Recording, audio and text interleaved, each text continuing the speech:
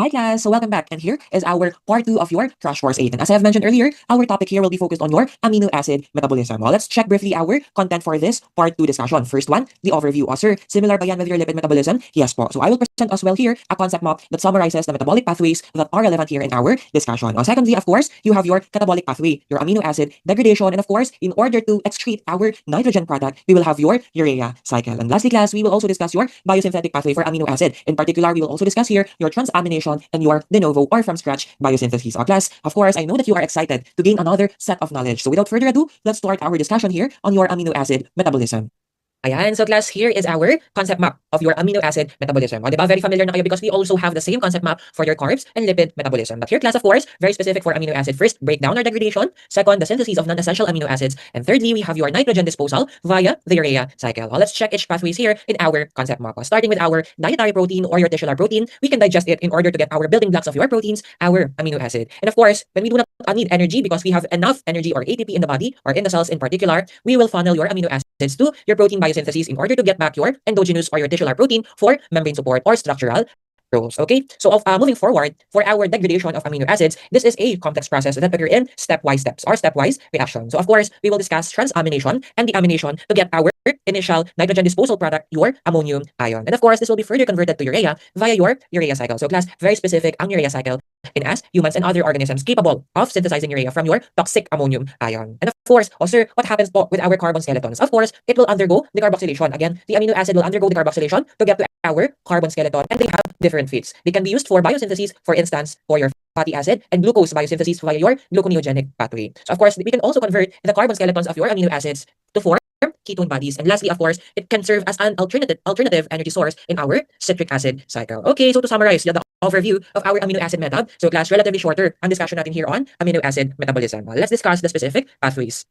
First one, we have the degradation pathway that occur in several steps. So class, ang main role po ng degradation is first to produce energy and second to recycle the carbon for biosynthesis. So it's either anabolic or catabolic pathway. And the fates of our amino acids here, of course, upon transamination, deamination, and your decarboxylation, we will produce or we will extract and get the carbon skeletons of each 20 standard amino acids. And of course, we can feed them in your TCA cycle for energy generation or to other biosynthetic pathways such as your gluconeogenesis. Clear? Alright, so for our second pathway, this is actually the continuation of your amino acid degradation. But class, your urea cycle is very specific for nitrogen waste disposal and of course through elimination via your urea cycle. So of course, i-collect muna ng ating biological system ang ammonia or your ammonium ion through your carrier molecules such as your aspartate. So this will be fed in your urea cycle for excretion in our urine, diba? Because water soluble po si urea, thus very efficient ang excretion niya through urine. Alright, so last pathway is our amino acid biosynthesis. So class, again, here we are just going to discuss the synthesis of your non-essential amino acid. Sir, how about the essential amino acid? Class, remember, we call them essential amino acids because our body cannot synthesize it. That's why our main source of essential amino acid is on our diet. So class, here, very straightforward ang phase ng amino acids from your intermediates to your 20 standard amino acids. Okay, so class, ready na ba for our first pathway? Alright, so I hope again that you still have the energy. So I know this is the last video for our CC8, but of course we still have a discussion on Crash Course 9 and Crash Course 10. Kaya class, kapit lang. So very short discussion na lang on amino acid metabolism. So let's start with amino acid degradation. So again, when we have excess amino acids in our biological system, we can actually feed this for energy generation in our central meta pathways. That is your citric acid cycle and electron transport chain for energy generation or to your GNG for glucose production. So other pathways that can link your amino acid degradation are your fatty acid biosynthesis again and ketogenesis. So let's check the processes occurring in this pathway. So for the process again class, this occurs in 3 different steps. But here, our general process is the removal of amino group for excretion or for recycling and the utilization of carbon skeletons again for energy use or for carbon recycling depending on the cell's needs. So class, let's remember please remember the relevant products that we will get upon the complete degradation of our amino acids. So of course, our ammonia or ammonium ion will be our carrier ng nitrogen atom for disposal mainly. So of course, we also have your urea in the urea cycle, the acetyl-CoA as our product upon the conversion of your carbon skeletons for energy reduction as well as your TCA cycle intermediates. So class, here in the location, very unique because both cytosol and mitochondria participate in amino acid degradation. And of course, mainly occurring po ang degradation ng amino acid in your liver. So I would like to highlight that because majority of the students, their point of confusion is that they thought that it's in the kidneys. So again class, upon the completion of our urea cycle, we will transport the urea in our kidneys for excretion. So mainly for excretion po ang kidneys and for detoxification also. Let's check the specific or the individual steps here in our amino acid degradation. Of course, similar with lipid, we will start with protein digestion. And of course, next, si transamination. So transfer lang po yun ng amino group. And lastly, we have your oxidative deamination to complete our degradation process. Alright, so class, again, different discussion ang urea cycle, but it is tightly interconnected with our amino acid degradation. So let's start with protein digestion. Ayan class, again, ang sites protein digestion. For our mouth, similar with carbs and lipid, mechanical digestion lang po yan to increase our surface area. In the stomach, of course, this is where majority of your enzymes will degrade initially our proteins. Mainly, si gastrin will stimulate the secretion of your hydrochloric acid and your pepsin enzymes. And both of these molecules or enzymes have different functions. For hydrochloric acid, of course, it will initially denature your protein, particularly the folding of your quaternary and tertiary structure. And si pepsin, of course, upon the exposure of your peptide bonds because of the denaturation process, it will hydrolyze first the aromatic amino acids. That's why when your proteins or your initially degraded proteins go into your small intestine, it's in smaller fragments na. So much easier na ang contact ng enzymes natin in your small intestine to complete the protein digestion or degradation process. For our small intestine, class, we have two hormones that will help in our degradation.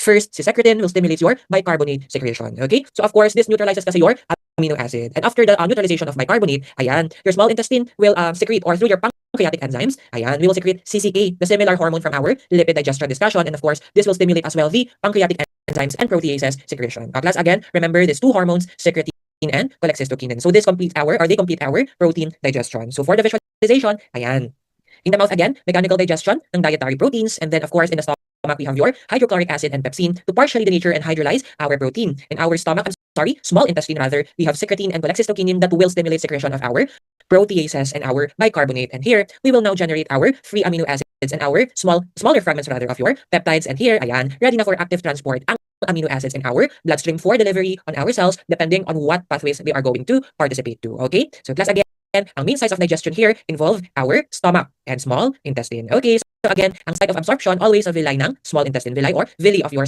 small intestine. Let's go to our next step. Diba, very straightforward ang discussion on our amino acid degradation. For transamination, of course, upon the absorption in our villi or villi, ayan, your amino acid will undergo transamination mainly in the bloodstream. So let's first focus on your amino acid in the bloodstream. So sir, meron pang locations other than the bloodstream? Yes po, because we have different metabolic pathways that will deliver your amino group coming from our amino acid, particularly those endogenous amino acid or those that are synthesized by our body. So again, ang transamination reaction, this is just a transfer of amino group typically from your amino acid to your central amino group carrier. For instance, your alpha keto glutarate to form your glutamate. Okay? So again, isa-centralize natin to glutamate ang amino groups coming from your 20 standard amino acid. Let's check the processes here. For our key enzyme, we may have aminotransferases or transaminases. Or from the name itself, it will transfer your amino group. Alright, so here we have two. One that is specific for alanine and one that is specific for aspartate. So for alanine, we have ALT or your alanine aminotransferase. And for aspartate, we have AST. So class, please remember the abbreviation and the complete name of these enzymes. So of course, we have other enzymes aside from these two. But of course, we will just focus our attention here in these two molecules because later on, we will see that this appears in your board exam. So class, the latest board exam includes a question regarding these two enzymes in transamination. Okay, so class, for the cofactor, diba? Recall our discussion on amino acids and enzymes. We have your vitamin B complexes, and there we have a specific vitamin B that can deliver or carry amino group. Diba? Naalala na? Or may amnesia pa rin? So here, that's your PLP or your pyridoxine. So similar lang siya class, or your pyridoxal phosphate. Again, they are all synonymous to each other. Pyridoxine, pyridoxal phosphate, and PLP. And here, our major acceptors again is your alpha ketoglutarate, and once we transfer the amino group, we will form glutamate. For oxaloacetate, again, another major acceptor. Once we transfer the amino group, ayan, we will form aspartate. So class, very important ang roles ng alpha Kg and oxaloacetate, your TCA cycle intermediates here in transamination. That's why we have a supporting process, diba? The anaplerotic reactions in order to replenish our TCA cycle intermediates, particularly si OAA and si alpha ketoglutarate. And remember, for transamination, very specific yan that it occurs in your cytosol ng blood cells natin, particularly in our liver and muscle, or those organs that are very active in transferring our amino group from amino acid. Class, from your manual, so I think this is given. This is the summary of the transamination reaction. So again, our central carrier molecule is the alpha Kg and C oxaloacetate. And with the help of our cofactor PLP and our enzyme, aminotransferases or transaminases, we will transfer your amino group from a specific amino acid to your alpha Kg to form our central molecule here, glutamate, and your byproduct, alpha keto acid. Sir, yan na po ba yung carbon skeleton? Yes po. And here, of course, it has different fates. Okay? So class, this is the specific board exam question that I'm discussing earlier. So let's discuss that in our Did You Know segment. Here.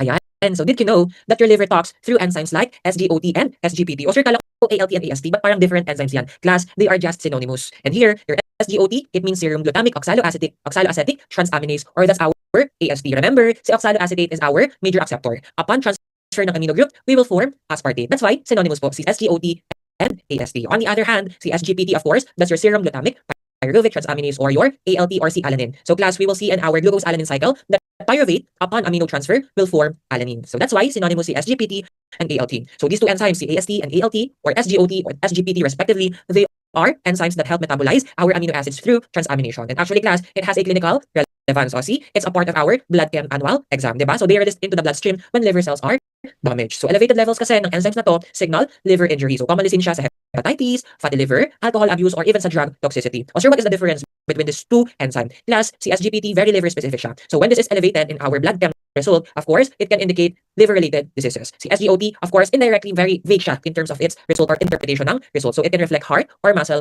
damage. O sir, ano ba yung specific board exam question? So class there, they just really simply ask what is the meaning of SGPT. Okay? So remember, SGPT means pwedeng serum glutamic, pyruvate transaminase, or the deprotonated form ng glutamic and pyruvate. So that's serum glutamate, pyruvate transaminase. So they are just similar. Okay? So class, please remember the specific discussion. Okay? So clear? Ayan. So recall that for our first transamination, we only discussed the transamination reaction that is particular in our bloodstream. O paano naman yung ibang location? So of course, we have different or special transamination reaction occurring in those sites. Let's discuss the first one. In the muscles, we have your special transamination reaction known as your glucose-alanine cycle. O, diba? That's why si pyruvate upon amino transfer, we will yield alanine. And of course, the specific enzyme responsible for that is your ALT, si alanine amino transferase. So let's check. Ayan.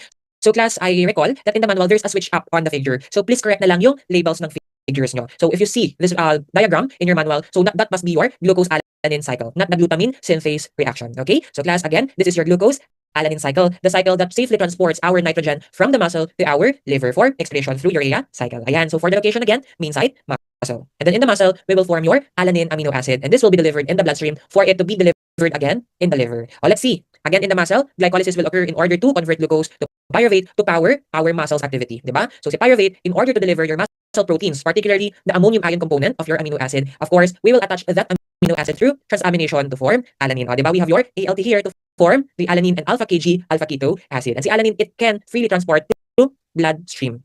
Ayan, from the bloodstream, we will deliver it to your liver for the reverse reaction to occur. Diba? You can see from alanine back to pyruvate, and then from pyruvate through GNG back to glucose, and then ayan, for delivering ulit si glucose to your muscle. So this is a specific special transamination reaction to deliver your nitrogen from the muscles to the liver. So key substrates, again, we have three, si pyruvate, si glutamate, and si alanine. And again, class, remember our two amino transferase here. Si ALT or si SGPT. Okay, so as you can see here, serum glutamate, ayun si glutamate, pyruvate, ayun si pyruvate, transaminase. Okay, for main products, ayan, pyruvate to glucose, and of course, eventually, si glutamate, upon deamination, we will yield your ammonium ion to participate in our urea cycle. So ayan siya, class, in the liver. Clear? Okay, so class, aside from the muscle, we also have non-muscle tissues. So this is a general reaction through our glutamine pathway. Okay, so again, sa bloodstream, we have your regular transamination reaction. In the muscle, we have your glucose-alanine cycle.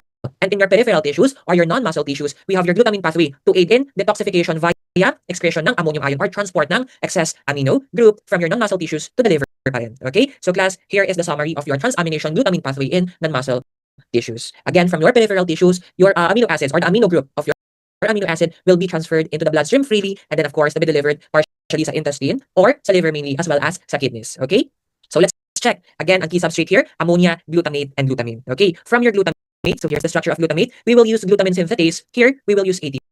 Okay, in order to activate our glutamate to form glutamyl phosphate. So this is very important to power our next amino group transfer reaction. So class, similar enzyme lang po ang nagkakatalyze ng glutamine or yung ating amino group transfer. Okay, so here, upon reaction of your glutamyl phosphate, we will condense your amino group via the glutamine synthetase to form your glutamine, and here via the glutamase, we will transfer the amino group. Check, this amino group will be cleaved through hydrolysis, and then this will be fed in your urea cycle, and here is our main product, si glutamate, in order to repeat this glutamine pathway. Okay, so again class, this is like a cycle in order to safely deliver our ammonia group coming from our non-muscle tissues amino acid. So actually class, ang glutamine levels, they actually reflect in nitrogen load in clinical setting. So very relevant yan in diagnosing acidosis, okay, or liver damages. Ayan. Again, for the key enzyme, ang synthesis natin, of course, powered by your glutamine synthesis.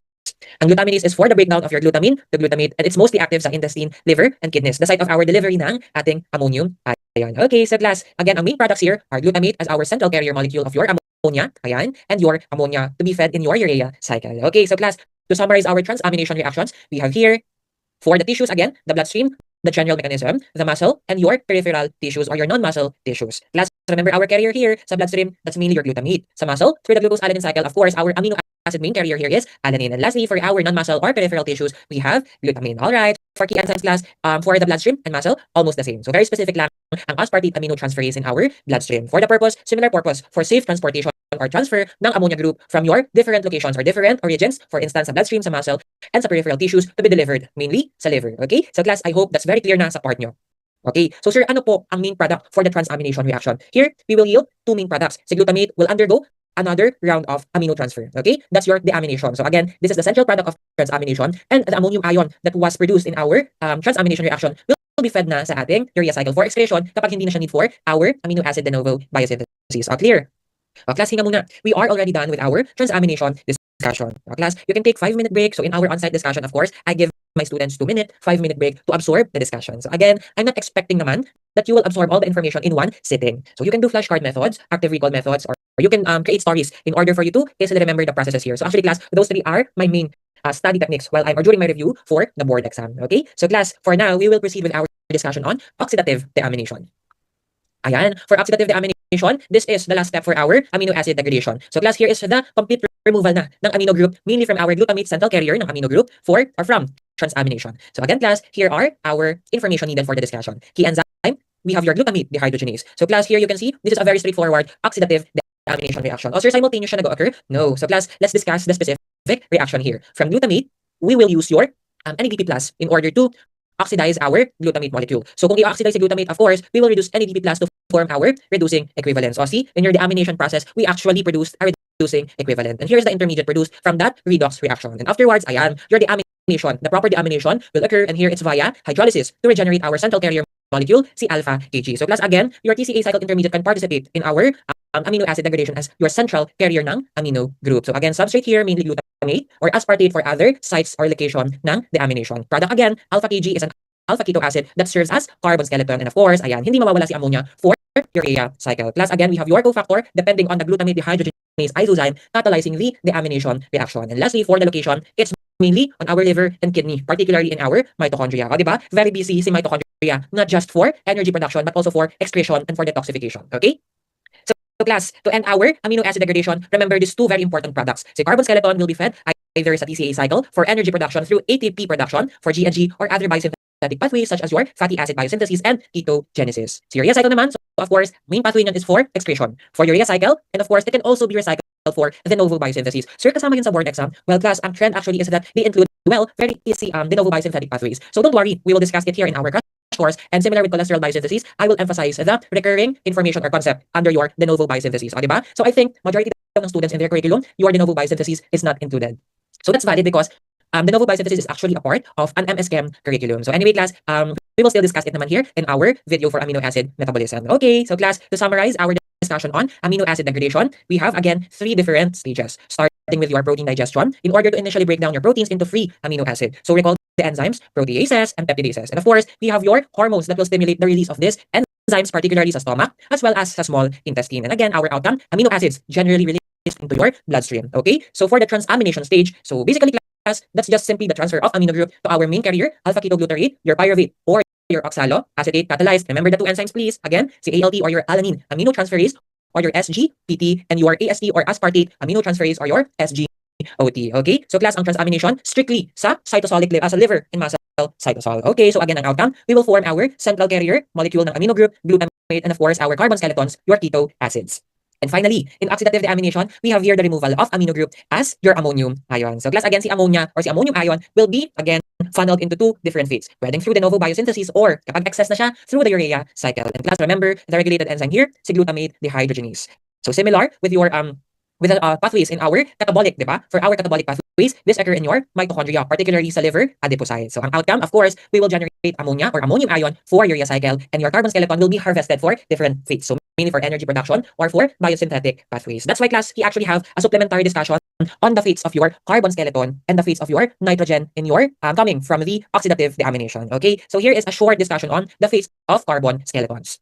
Ayan, so again, class, our carbon skeletons coming from our amino acid degradation can be funneled into different key metabolic pathways, either as glucose precursors or ketone body sources in the liver. That's why we can group these carbon skeletons into 2 main groups. So either they can be glucogenic or ketogenic. Okay, so class, again, for glucogenic, they can be converted kasi into pyruvate, alpha ketoglutarate, or succinyl-CoA, fumarate, or oxaloacetate. So class, except from pyruvate, these are all TCA cycle intermediates. Si pyruvate is a glycolytic intermediate, right? So of course, these are very important to form our energy molecule, si glucose and si glycogen polysaccharide. On the other hand, we call it ketogenic because again, it forms ketone bodies through the formation of acetyl-CoA initially, and then of course, it can be fed in your ketogenesis. All clear? O sir, dapat exclusive silang glucogenic or ketogenic? No, they can be both. Okay? So they can yield both glucose and ketone bodies. That's why, class, we actually have a mnemonic here.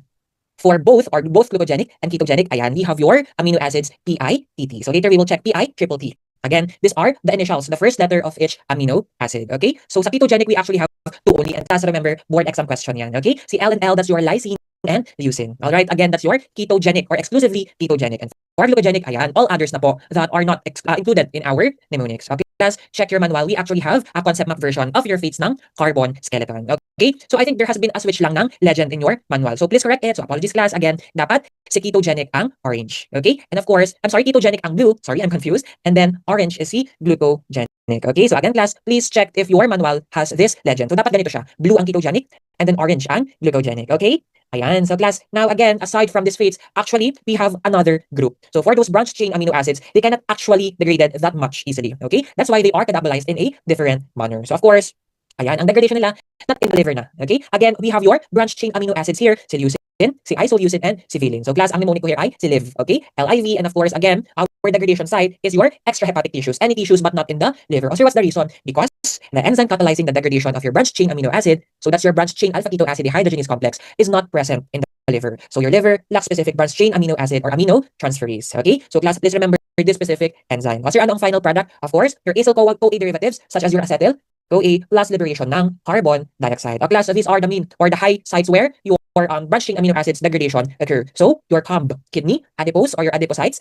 muscle, and brain. So class, again, very busy in terms of energy production kasi ang four na tissues or organs here listed in our slides. That's why, of course, need nila to have that specific branched chain alpha keto acid dehydrogenase to metabolize your branched chain amino acids. Okay?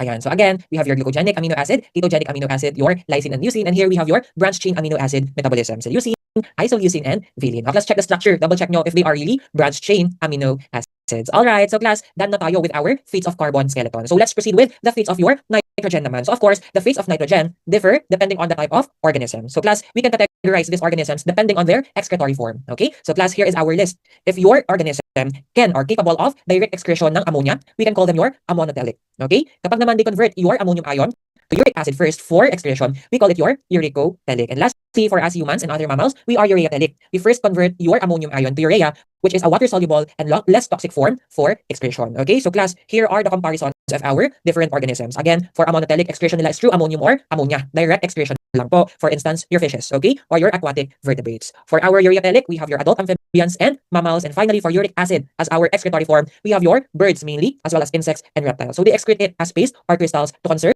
water, diba? Kaya you can observe that mainly yung birds, they do not urinate, diba? So they just include your uric acid as their primary waste product excreted as paste or crystals. Okay? So actually, yung uric acid metabolism, this already appeared in the board exam. So we will just focus the discussion, very basic lang naman yon, of that uric acid method on our final coaching. Okay? So class, again, we will focus only on the production of urea through the urea cycle. Okay? So I think this is the last part of our discussion on amino acid degradation. Okay? So class, ready na ba? Ayan. So here is our urea cycles overview. So again, this is a process of detoxification and elimination of your ammonia or ammonium ion generated from your amino acid degradation. Okay? So class, here is the overview of your urea cycle. Again, catabolic siya because we produce energy in the form of your excretory product, urea. Okay? So again, this is a detoxification process in order to excrete excess nitrogen because again, kapag nag-accumulate ang ammonia, we will have your hyperammonemia disease that is very toxic. Okay? Fatal siya class. So for the location, so both mitochondria and cytosol participates in the full or whole process of urea cycle. And here we have your main products class. Later you will realize these two products.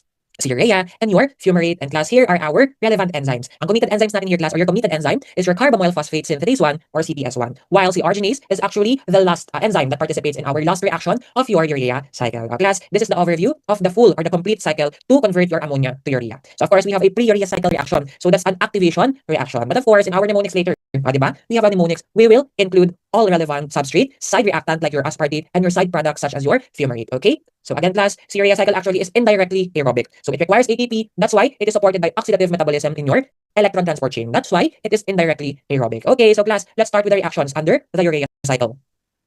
So again, first one is the initiation through activation of our carbamoyl phosphate molecule. So again, class, si carbamoyl phosphate kasi is our initiator molecule or our initial substrate in your urea cycle. Let's check. Again, ang location ng reaction na to is in the mitochondria. Okay? So again, the first reaction, the activation reaction, occurs in our mitochondria. And the enzyme, the committed step of your urea cycle is actually the CPS1 or the carbamoyl phosphate synthase 1 enzyme. So CPS1 is the key regulated step, and here is the summary of your reaction. So here we will use ammonia plus bicarbonate plus 2 ATPs. O, diba? Energetically expensive ang formation ng urea even though it's a catabolic process. Okay, so let's discuss the reaction mechanism in detail.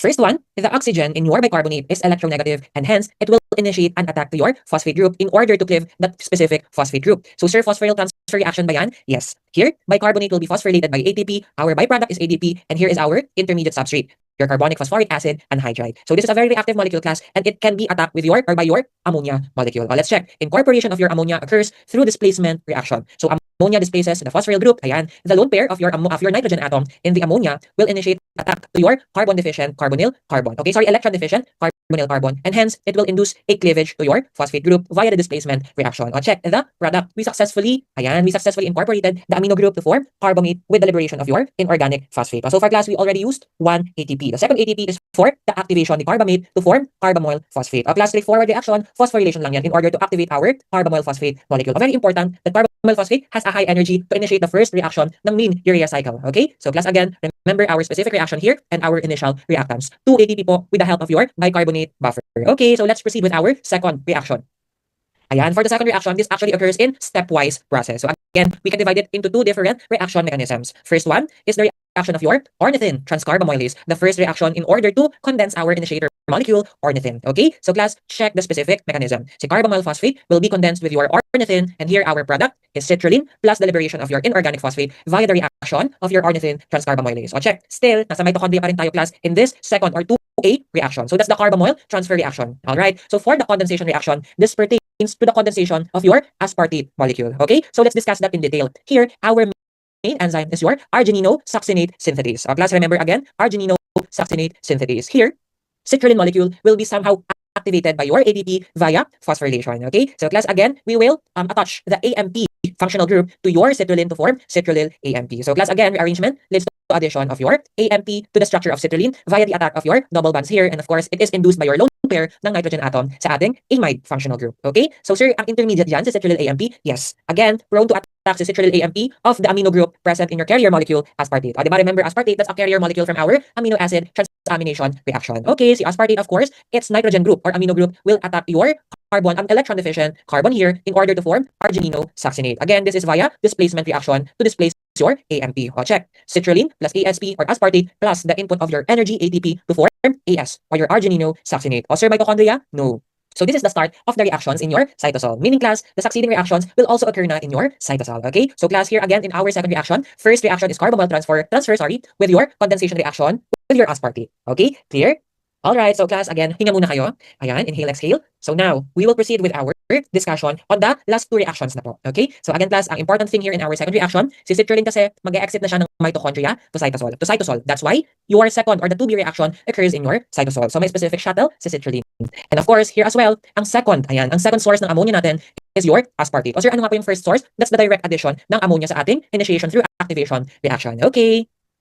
So class, for the third reaction, we have your cleavage reaction. So from AS or argininosuccinate, we will liberate a fumarate substrate. Okay? Ang ating enzyme here catalyzing the reaction is your argininosuccinase, sorry. And here, we will produce an amino acid. O, diba? This is your arginine. And class, again, the location is in your cytosol. And actually, this third step, the cleavage step, is a unique step here in your urea cycle because that's the only reversible step here. O sir, wait lang. Parang familiar sa fumarate. Yes, o, diba recall, this is a TCA cycle intermediate. That's why it can still participate in your TCA cycle to produce an electron carrier, diba? So later on, we will account kasi the energy or the energetically the ATP computation for the energy usage of your urea cycle. Okay? So again, class, fumarate will enter your TCA cycle. And finally, si arginine will complete our last reaction of the urea cycle to produce urea via hydrolysis of your molecule arginine. O class, let's check. This process occurs in your cytosol. Okay? Once ma-form si urea, it will be delivered in your kidneys. And si ornithine naman, ayan, it will go back to your mitochondria. Sir, bakit?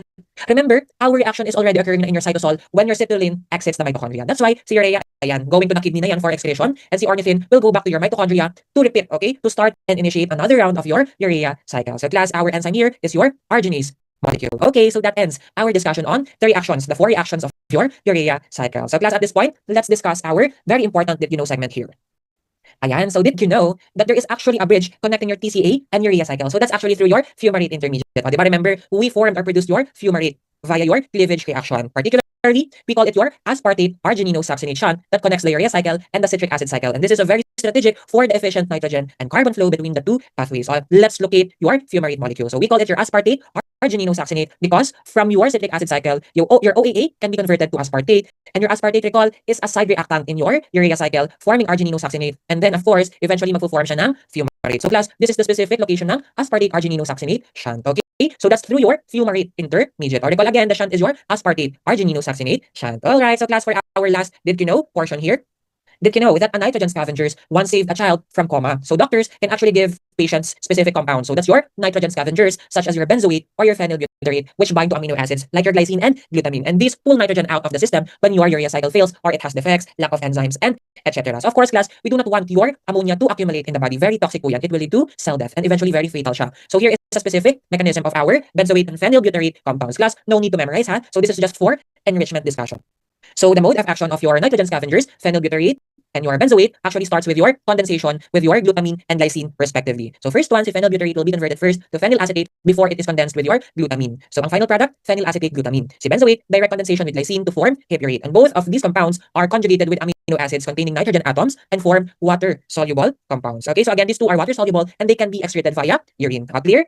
Ayan. So class, to summarize our discussion on urea cycle, we have here your essential information. Again, our nitrogen source, first one is your ammonia and the second one is aspartate, our carrier molecule from transamination. Si ammonia is coming from deamination po, okay? Again, for the location, sa mitochondria, we actually have two individual reactions, while sa cytosol, we have your three reactions starting from the formation of citrulline molecule. Ayan siya, class, it will exit your mitochondria to complete or to continue the urea cycle. ATP used, again, from the formation of our carbonyl phosphate.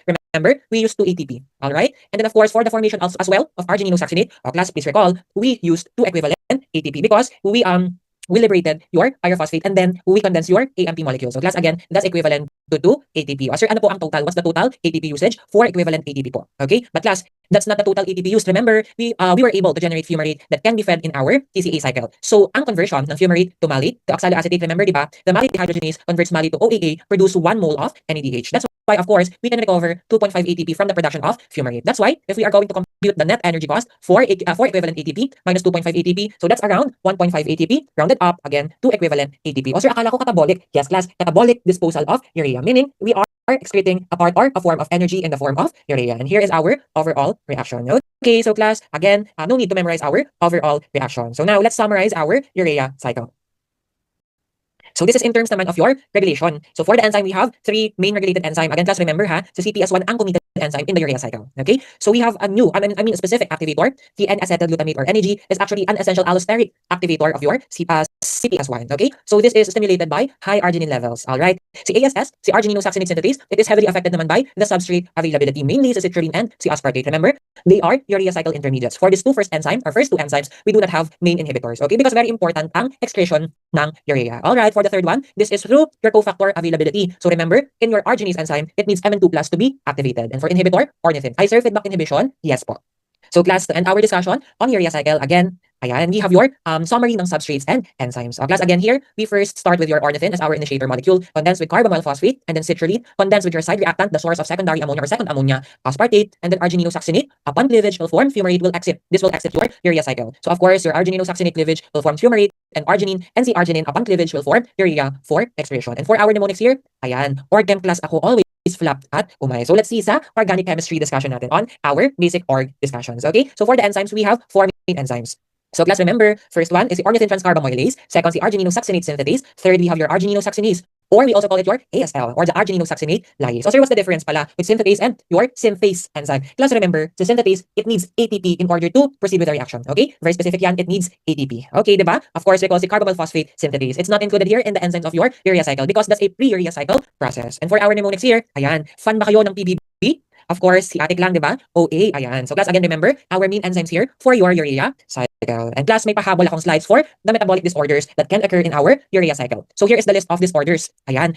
Kapag deficient ang ating most regulated enzyme, CPS1, we will accumulate ammonia that can lead to hyperammonemia. Okay? So this will lead to lethargy or brain damage. So very deadly, class. Second, hyperammonemia is an umbrella term when we are deficient or your urea cycle enzymes are defective. So similar with CPS1 deficiency, ang accumulated metabolites will be your ammonia and similar clinical implications will be observed. Okay? So for the last 2 metabolic disorders, this always appear in the board exam. Okay? So your phenylketonuria or your PKU, ayan, very specific. So your phenylalanine hydroxylase is defective here or our cells lack this specific enzyme. O sir, ano bang relevance niyan? Class, it catalyzes the conversion of your phenylalanine to tyrosine, and to tyrosine to acetoacetyl-CoA. So basically, class, the degradation ng phenylalanine. That's why it will lead to accumulation of your phenylalanine metabolite, and hence, ang result, neurological damage. So class, again, remember, from the name itself, phenylalanine, phenylketonuria. Okay? So class, last is your maple syrup urine disease. So that's why we call it maple syrup urine disease, because your urine looks like, or the consistency is like a maple syrup. O medyo syrupy siya because ang effective enzyme here is your branched chain alpha keto acid dehydrogenase. O diba? So very obvious, your 3 branched chain amino acid will accumulate and will lead to severe neurological damage. So class, please remember the last 2 metabolic disorder. And that's it for our urea cycle. Class, last pathway na lang before we end our crash course number 8. So our last pathway is about your amino acid biosynthesis.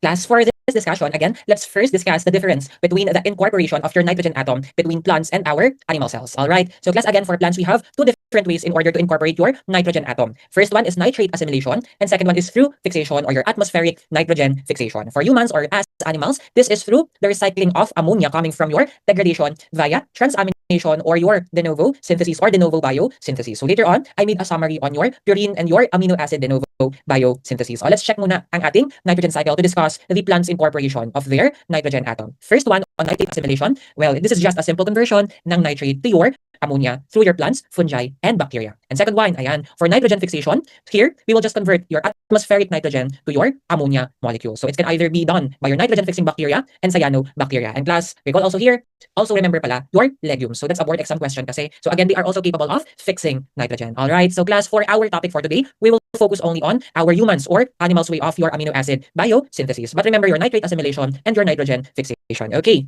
Ayan. First one, of course, is the transamination or the recycling of our existing carbon skeleton and your ammonia from amino acid degradation. So in particular, in humans, your essential amino acids, as we have discussed, are obtained from the diet because we cannot synthesize it. But the non-essential amino acids can be synthesized through, first one is transamination or through de novo biosynthesis. So class, here in this slide are the enzymes that can catalyze the transamination reaction under your amino acid biosynthesis. Let's check. First one is the glutamate dehydrogenase. Okay, so here is just a direct incorporation ng ating amino group, your ammonia, to your glutamate using a reducing equivalent. Class, remember, ang purpose here is to reductively aminate your alpha-ketoglutarate to form glutamate. Sir, is that the opposite of oxidative deamination? Yes, but essentially, their process is similar. Okay, so second, we have your glutamate synthase. So here, class, we will just transfer an amino group from your glutamine to your alpha-ketoglutarate to yield your 2 moles ng glutamate. Okay, so here again, we need your NADPH reducing equivalent. So here, we were able to regenerate your glutamate from the incorporation of amino group coming from glutamine to your alpha-ketoglutarate. Class, let's proceed with the third enzyme.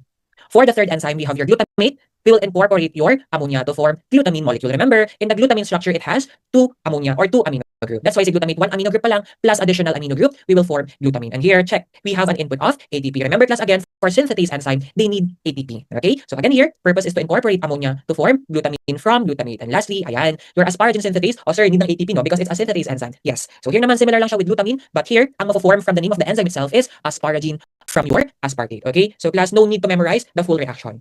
Alright, ang purpose of this fourth enzyme is to form again your asparagine through the use of ATP and amino transfer or amino group transfer. All clear?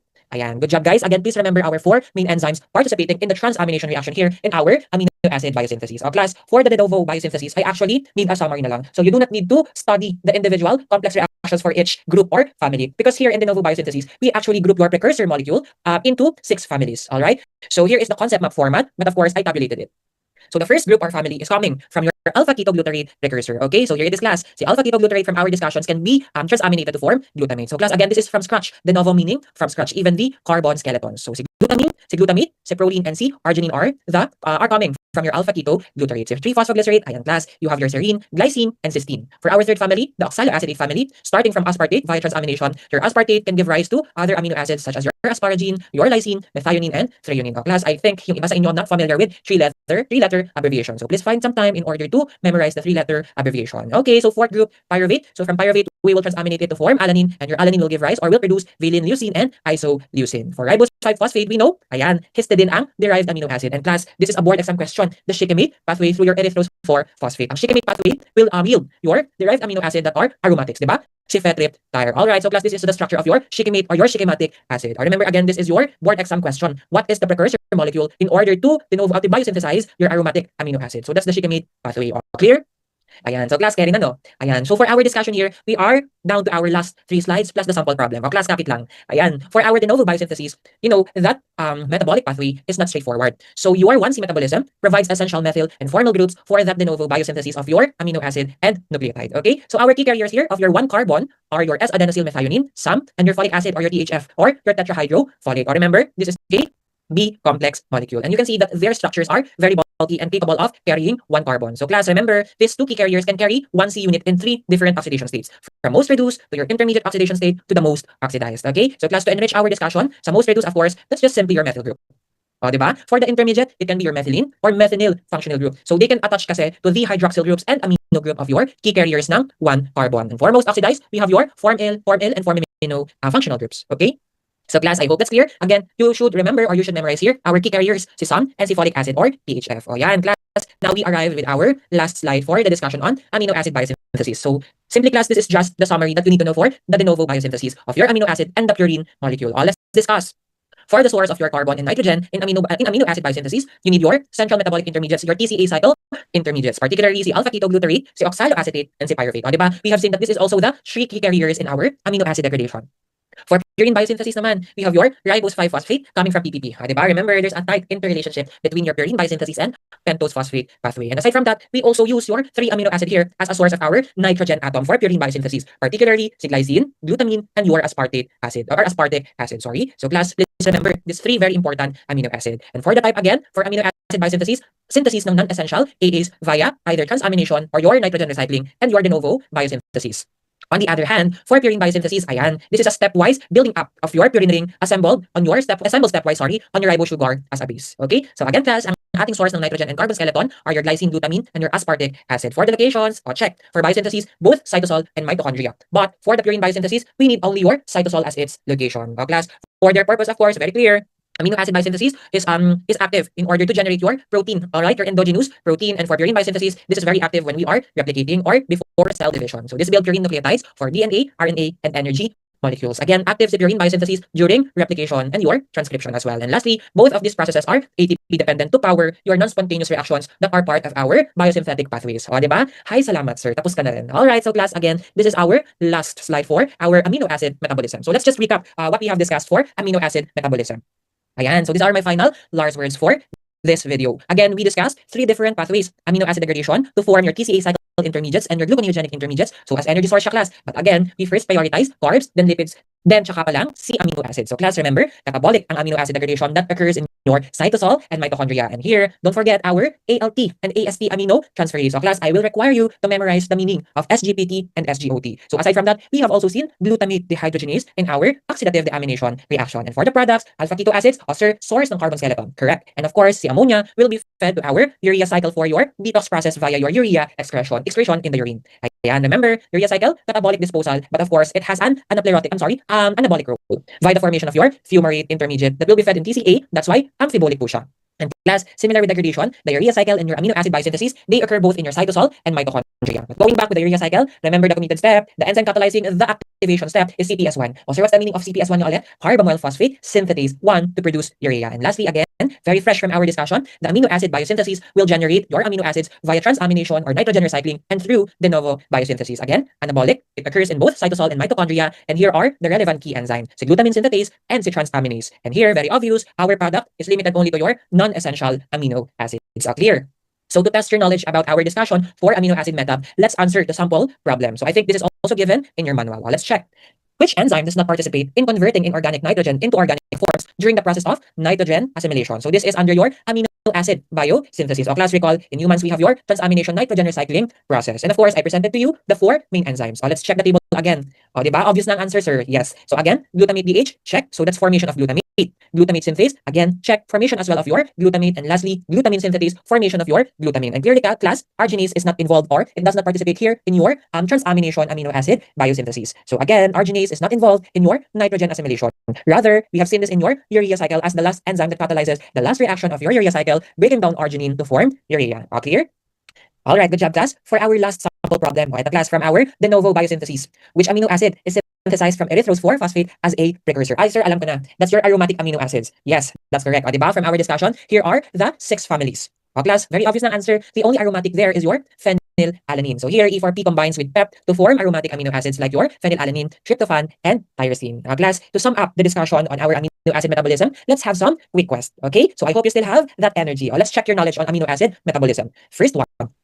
Amino acid biosynthesis is primarily, class biosynthesis is synonymous to anabolic. Very good. So class, always remember biosynthesis is just the same as anabolic or your anabolism. Second, amino acid degradation leads to production of a glycogen or your alpha keto acid. Sir, wala naman tayo na-discuss na glycogen. Yes, class. That's why, very obvious, that's your alpha keto acids. Thirdly, ayan. So this is the site of your process occurring in our amino acid metabolism. So this occurs in both cytosol and your mitochondria.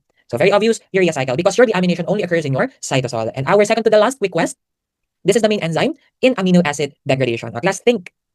Sir, si HMG-CoA reductase, that's under lipid metabolism, di ba? Yes. So again, we have your amino transferase. And lastly, this is the key enzyme for ammonia detox or detoxification in the urea cycle. All right. So class, what is our answer in this quick quest?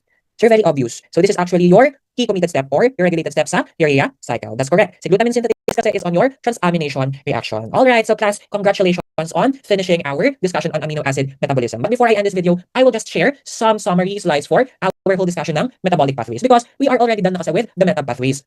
On our next crash course, we will discuss our final process, the central dogma, and our supplementary discussion on your biochemistry lab techniques. But before that, let's just have a brief recall or review checklist of what we have discussed so far in this video. First, of course, we classified and identified your lipid and amino acid metabolic pathways. We also located their subcellular locations and the related enzymes such as your HMG-CoA reductase on our lipid meta and your aminotransferase. So class, please remember SGOT and SGPT. And of course, we also recognize primary metabolic products, ketone bodies as energy source, urea for excretion, palmitate from your fatty acid biosynthesis, and your alpha keto acids. And finally, for our mnemonics, don't worry class, again, we will share you a compilation of the mnemonics along with the summary slides of our metabolic pathways. All clear? So for our summary slides, let's start first by comparing your active metabolic pathways during the well-fed state and your fasting state. Class, we have a general conclusion here. During well-fed state, all enzymes listed here in our pathways are dephosphorylated. On the other hand, sa fasting state, all enzymes are phosphorylated. Okay? So for well-fed state, of course, si glycolysis is your product or pathway, that will mobilize your glucose to generate energy. Si PPP, of course, formation on an anabolic pathway. Si glycogenesis, formation ng glycogen for energy storage. And the remaining three, they are all biosynthetic pathways because again, well-fed state class meaning high blood glucose concentration, so we will prioritize the mobilization or uptake ng glucose. That's why your fatty acid or your acetyl-CoA and amino acid will be funneled to your alternative biosynthetic pathways. Now, class, when you are fasting, of course, our body is in panic mode, di ba? So it's hunting or it is looking for alternative energy source. That's why these pathways are active. So glycogenolysis, gluconeogenesis, beta oxidation, ketogenesis, and amino acid degradation, they will serve as energy source as we have discussed during the first few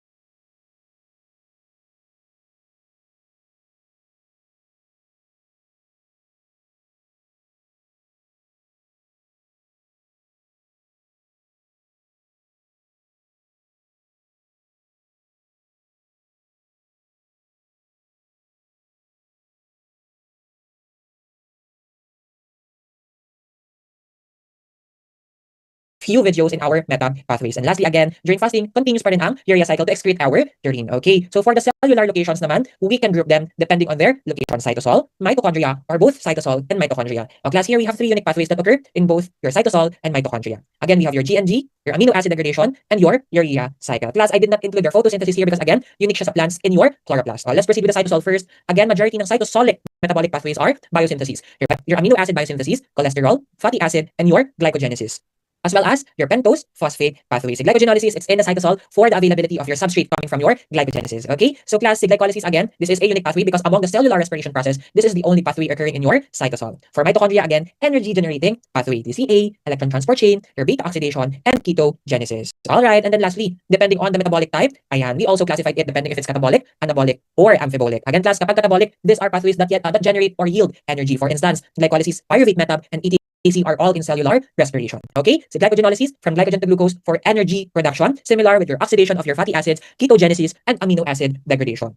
On the other hand, in our anabolic pathways, of course, that's your biosynthetic pathway, primarily your glycogenesis to form glycogen, G&G to form glucose from non-carbohydrate precursors, photosynthesis to form your sugar molecules, and your biosynthesis, cholesterol biosynthesis to form your lipid molecules, and lastly, amino acid biosynthesis. And class, don't forget our very unique pathways because they are amphibolic, meaning they serve as catabolic and anabolic pathways. Here we have your TCA, pentose phosphate pathway, and the urea cycle. All right, so class, here is the summary of all the biochemistry metabolic pathways that we discussed. So, wag mo overwhelmed. This is already the summary of all the pathways. So don't worry, we will also include this on the summary slides that we will share upon completion of our discussion for biochemistry. Okay, so class, for now, I will end this video. And I will see you on our last two crash courses. So crash course 9 about central dogma, and crash course 10 is about your biochem lab techniques. So, but for now, class, again, please answer your biochemistry practice test 8. That's 10 items for 15 minutes. Thank you, class, for finishing this video. Again, see you on our next video. And